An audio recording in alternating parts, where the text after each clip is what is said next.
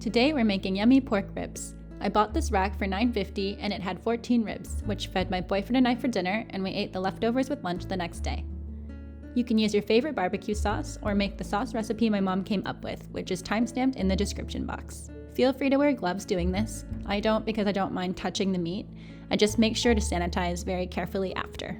The method I'm using today is the way my mom and her mom cooked ribs, which is to boil them first to help the meat fall off the bone and then heat them in the oven.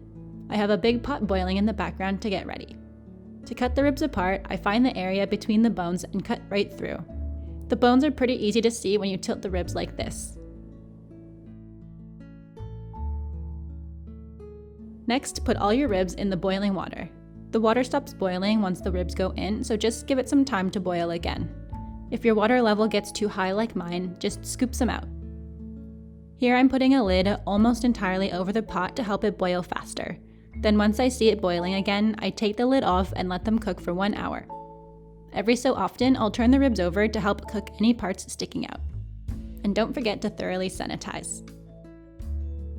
1 hour is up, so it's time to drain the ribs. And if you'd like to save any for another day, let them cool off, then store them in your freezer. Here I'm squishing the meat to show you how easily it pulls off the bone. Now it's time to put on sauce and heat them in the oven. Spray a pan with cooking spray and then spread on your sauce. I love sauce, so I'm using a basting brush to help cover as much of the ribs as possible. And just a reminder that I have a sauce recipe you can try at the end of this video. Now I'm just wiping down the sauce along the edges, and these ribs are ready to heat. I set my oven to 350 degrees Fahrenheit and let them heat for 15 minutes. And now you have yummy, juicy ribs that fall off the bone. Have fun trying this yourself and keep watching for my mom's sauce recipe. This sauce recipe makes the perfect amount to cover 14 ribs.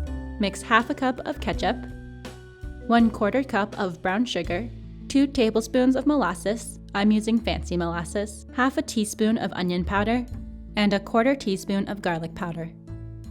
Give that a mix and your sauce is ready. Let us know what you think, and thanks for watching.